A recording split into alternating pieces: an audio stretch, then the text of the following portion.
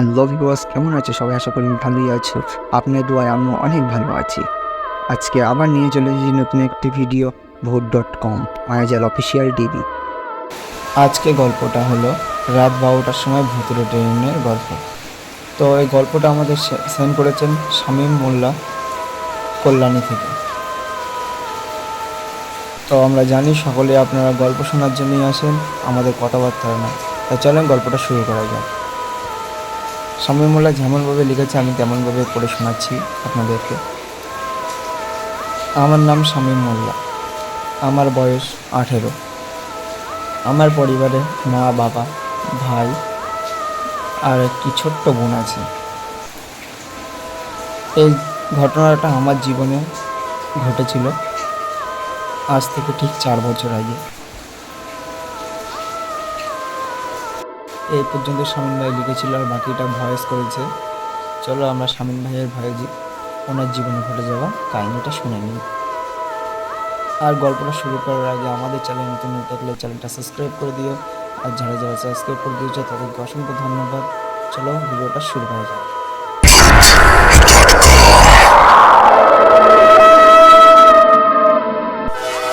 Whistle দিয়ে train যখন ছাড়লো, টিকিট চেকের জন্য এ কামরা ও কামরা ঘুরে বেড়াচ্ছি, হাতে গোনা কয়েকটি মাত্র লোক। তবে এ ঘটনা বিশেষ কিছু নয়। এই শেষ চন্দনপুর লোকালে প্রতি রাতে যাত্রীর সংখ্যা কম বেশি এরমই থাকে। এই শেষ ট্রেনেই রোজ রাতে আমার ডিউটি পড়ে। টিকিট চেক করতে করতে একের পর এক কামরা পেরিয়ে শেষের কামরা এসে দেখি এই কামরায় একটাও লোক নেই। ফিরেই আসছিলাম, চোখে পড়ল একদম পিছনে লম্বা বেঞ্চের ওপর জানলার সাথে একেবারে যেন মিশে বসে আছে ছন্নছাড়া গোছের একজন। পরনে শতচ্ছিন্ন জামা, পায়ে তাপ্পি দেওয়া চটি, মাথা ভর্তি জটা চুল, মুখে দাড়ি গোফের জঙ্গল, হাতে ধরা রুমাল মতো কিছু। লোকটা বিস্ফারিত চোখে তাকিয়ে আছে সেই দিকে। ওই হাতে ধরা বস্তুটির মধ্যে ভয়ানক কিছু যেন দেখতে পেয়েছে। এই যে আপনি, হাতে ওটা কি? হ্যাঁ, কই কিছু নেই তো। মতিগতি ভালো ঠেকলো না। বুঝলাম বেটা নিশ্চয়ই কুমতলব আছে।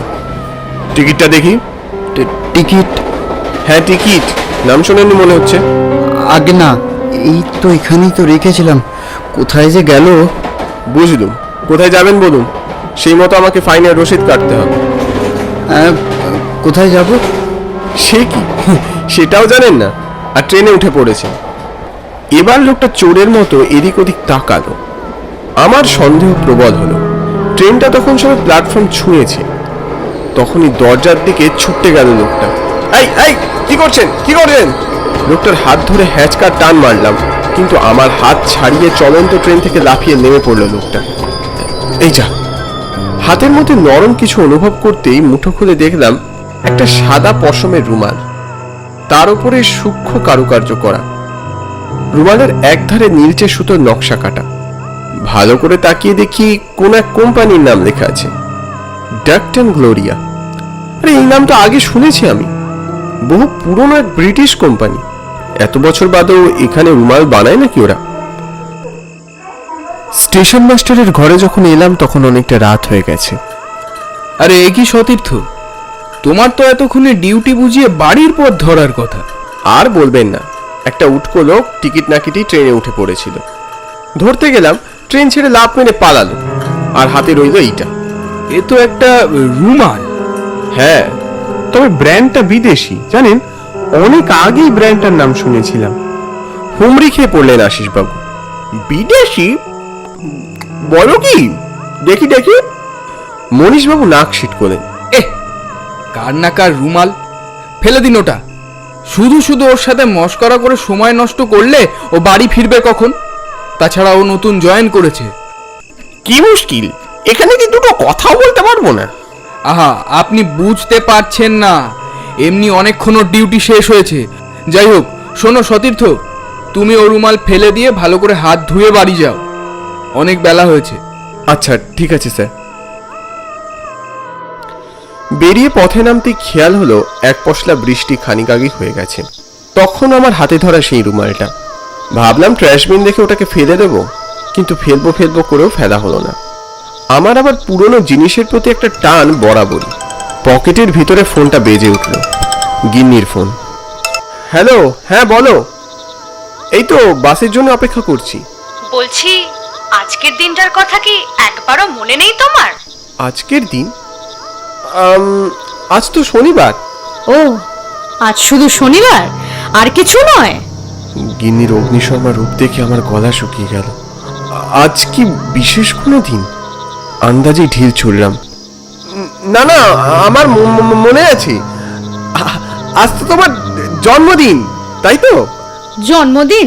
বলি, একটা মানুষ তো একটা তারিখেই জন্মায়, 2 দিন কিভাবে জন্মাবে বলো? তোমার থেকে কিছু আশা করাই ভুল। হ্যাঁ, মনে পড়েছে। আজ 20 এপ্রিল, আমাদের অ্যানিভার্সারি। অ্যানিভার্সারি নয়, কালা দিবস বলো। তোমাকে বিয়ে করাই আমার ভুল হয়েছে। টুক করে ফোনটা কেটে গেল। যা বাবা, অনেকটা রাতও হয়ে গেছে, এখনো বাসেরও কোনো দেখা নেই। হাতে ধরে রুমালখানির দিকে ফের চোখ গেল। এটাকে নিয়ে যখন কি করি ভাবতে ভাবতেই সামনে থেকে দুটো বড় হেডলাইটের আলো আমার চোখ যেন ঝলসে দিল। ওই তো বাস। ওহ, বাঁচল। বাসের নম্বরটাই চোখ ঝলসানো আলোর মধ্যে নজর এলো না। রুমালটা পকেটে পুরে ছুটলাম। এই সরাইপুর দাঁড়াবে। কন্ডাক্টর ইশারায় কিছু বললে। আমি সেদিকে খেয়ালই করলুম না।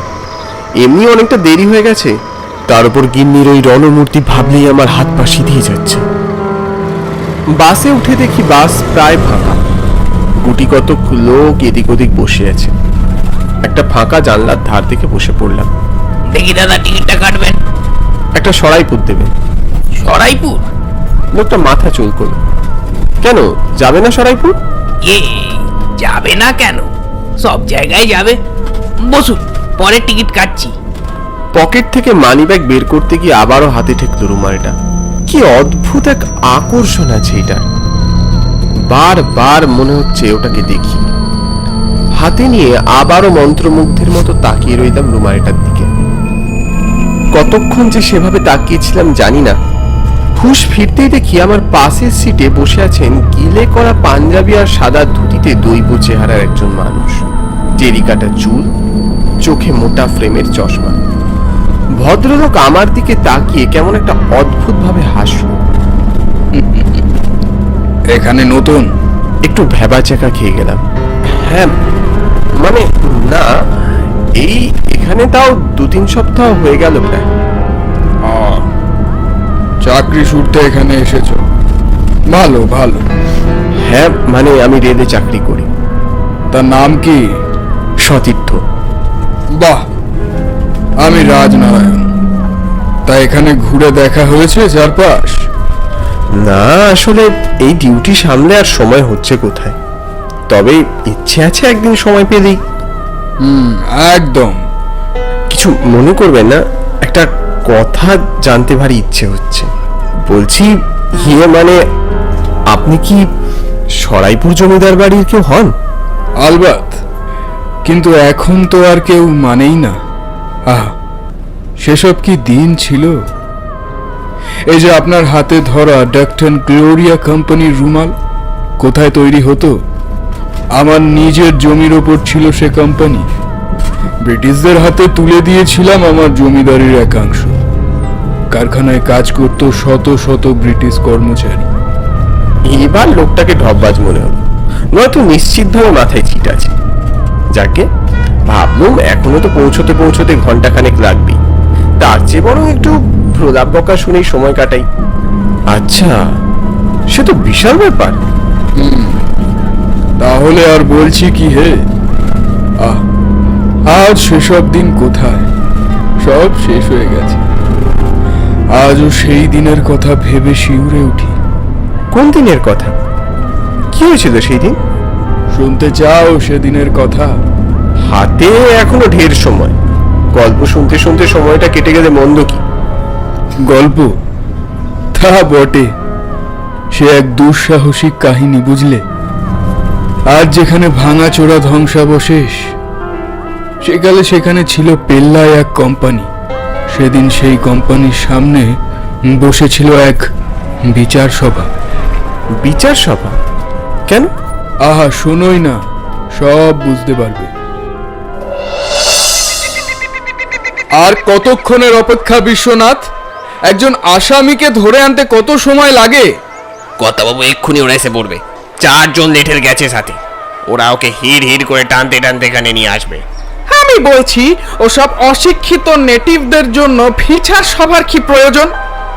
শুনে ছড়ানো হোক, অপরাধীর যোগ্য শাস্তি পাক সে আমিও চাই গ্লোরিয়া সাহেব, কিন্তু সবার আগে সে নিজের মুখে সবার সামনে তার অপরাধ স্বীকার করবে। এটাই আমার জমিদারির নিয়ম। কর্তাবাবু ওই যে ওরা আসছে। বকু ওই ব্রিটিশ কোম্পানির সাধারণ কর্মচারী, দিনহীন চেহারার মানুষটাকে টানতে টানতে ধরে নিয়ে এলো। ওর পরনের জামাটি শত ছিন্ন, রক্তে মাখামাখি। অপরাধীকে ওই গাছে বেঁধে দাও। হুজুর, আমি কিছু করিনি হুজুর, আমায় ছেড়ে দেন। তোমার নাম কি? আগে বকুলাল হুজুর। তুমি এই কারখানায় কাজ করো? আগে আজ 10 বছর হলো কাজ করছি হুজুর। তুমি কোম্পানির মাল চুরি করিয়া বাজারে বিক্রয় করিয়াছ? না হুজুর না, আমি চুরি করিনি। এই কোম্পানির টাকায় আমার 4 ছেলেমেয়ের পেট চলে। আপনাদের নুন খেয়ে নেমোখার আমি কি করে করি? মিথ্যে কথা কর্তাবাবু, আমি নিজে দেখেছি ওকে চুরি করতে। যেদিন কোম্পানির মালের হিসেব মেলেনি সেদিন থেকে পর পর 2 দিনও কাজে আসেনি। খবর আছে নোনাখালীর বাজারে গিয়েছিল, বেটা সব জিনিসপত্র ওখানেই বেঁচে এসছে। জিজ্ঞেস করুন ওকে। আহ বিশ্বনাথ, চুপ কর। আরে বকু, ও ঠিক বলছে। আগে হুজুর, উনি ঠিক কথাই কইছেন। আমি 2 দিন কাজে আসতে পারিনি। ছোট্ট মেয়েটার ধুম জ্বর ছিল, ওষুধ আনতে সদয়ে গেছিলাম। আমি কোনো বাজারে যাইনি হুজুর। তার মানে তুই চুরি করিসনি, তাই তো? আগে না হুজুর, আপনি বিশ্বাস করেন, আপনার পায়ে পড়ি, আমাকে ছেড়ে দেন। আমি বলছি কর্তা, ও মিথ্যে কথা বলছে। এত বিবাদের কি হইয়াছে? আমি তো আগেই বলিয়াছি বিচারের কোনো প্রয়োজন নাই। গুলি করে খুলি উড়িয়ে দিলেই বিবাদের নিষ্পত্তি। তবে তাই করেন লাট সাহেব। তুই চুপ কর সাহেবের সামসা। তুই যে লুকিয়ে লুকিয়ে কি কি কুকর্ম করিস তা আমার জানতে কিছু বাকি নেই। বলে দেবো জমিদার বাবুকে। এই বকু, এই মরার সময় খুব সাহস বেড়েছে না তোর? যত বড় মুখ নয় তত বড় কথা। আমি একেবারে সত্যি কথা কইছি হুজুর, আমি চুরি করিনি। চুরি করেছে ও, এখন ধরা পড়ে গেছে তাই আমাকে ফাঁসাচ্ছে। কি কি বললি? আমি চল। কি হচ্ছেটা কি? থামো বিশ্বনাথ, থামো। গ্লোরিয়া সাহেব গুলিটা করলো, বকুর শরীরটা কাটা গাছের মতো লুটিয়ে পড়লো মাটিতে, রক্তের ধারা বয়ে যাচ্ছে। এ আপনি কি করলেন গ্লোরিয়া সাহেব? ছেলেটাকে মেরে ফেললেন? অনেক আগেই আমার মারা উচিত ছিল। কারো সাহস থাকে তো আমার সামনে এসে প্রতিবাদ করুক। তখন তো আর বুঝিনি গ্লোরিয়ার ওই কথাগুলো ঝোপের পেছনে দাঁড়িয়ে শুনছিল কাশীনাথ ভট্টাচার্য। ও স্বদেশী করত। ও ধীরে ধীরে হাতে ধরা পোটলা থেকে বের করে আনলো একটা পেটো বোম। লালমুখ সাহেবকে লক্ষ্য করে ছুড়ে দিল ওটা। ধোঁয়ায় ধোঁয়ায় ভরে উঠল চারিদিক। সাহেব তো মরলই, সেই বোমের আঘাতে তার সাথে মরল আরো বেশ কয়েকজন মানুষ। সেই সেই জমিদার রাজনারায়ণ। দাঁড়ান দাঁড়ান দাঁড়ান দাঁড়ান, রাজনারায়ণ? তার মানে আপনি আপনি ওই বোমের আঘাতে মারা গেছেন? এতে হাসবার কি হলো? ওই ঘটনার পর সেই কোম্পানি আর থাকলো না, কিন্তু আমার সাধের জমিদারিটা চলে গেল। আমি মরেও শান্তি পাইনি। দেখুন, আপনার গল্পটা ভালো, কিন্তু রাত দুপুরে নিজেকে এই জমিদার প্রমাণ করা, এটা জাস্ট মানা যাচ্ছে না। এখন দুনিয়া কোথায় চলে গেছে? মানুষ সোশ্যাল মিডিয়ায় কত অ্যাক্টিভ, মানুষ চাঁদে যাচ্ছে, আর আপনি এখানে রাত্রির বেলা গাঁজাখুরি গল্প দিচ্ছেন। এসব প্রলাপকে বিশেষ লাভ নেই, বুঝলেন তো? প্রলাপ বোকা, প্রলাপ? কি করলে আপনি বিশ্বাস করবেন আমি জমিদার? আপনার বলা কাহিনীটা যে একটা নিছকই কল্পনা, এটা একটা বাচ্চা ছেলেও বুঝতে পারবে। আচ্ছা বেশ, মানতে হবে না। তোমার হাতে ধরা রুমালটা আমায় দিয়ে দাও। কেন দেবো? এর রুমাল আমি পেয়েছি। না, ও আমার। ওই রুমালটাই আমার জমিদারির শেষ চিহ্ন। ওটা আমায় দিয়ে দাও। যদি না দিই কি করবেন আপনি? দেবে না? বেশ, ওই রুমালের দিকে ভালো করে চেয়ে দেখো। হ্যাঁ দেখছি। কি আছে রুমালে? একটা সাধারণ রুমাল। ও মা, তো রক্ত এলো কোথা থেকে? ওতে যে রক্ত দেখতে পাচ্ছ, সেটা গ্লোরিয়ার টাটকা রক্ত। মানে? আমার হাত পা ঠান্ডা হয়ে এলো। সেই সাদা রুমাল এখন টকটকে লাল হয়ে গেছে। শুধু আমি নই, একবার ঘাড় ঘুরিয়ে পেছনে তাকিয়ে দেখো, এ বাস নয়, মৃত্যু যান। আমি ঘাড় ঘুরে পিছনে তাকিয়ে দেখি বাসে থাকা গুটি কয়েক যে যাত্রীরা, তারা কেউ এই দেশের নয়। সব থেকে ভয়ানক ব্যাপার হলো ওদের চেহারায় বিভৎস করুণ অবস্থা, ওরা ঝলসানো। সেই দিনের সেই ঘটনায় ওরা কেউ বাঁচেনি। এবার বিশ্বাস হলো তো? ভয়ে আমার আত্মারাম খাঁচা ছাড়া হয়ে গেল। তার মানে লোকটার বলা প্রতিটি কথা অক্ষরে অক্ষরে সত্যি। বাসদার করাও, বাসদার করাও এক্ষুনি!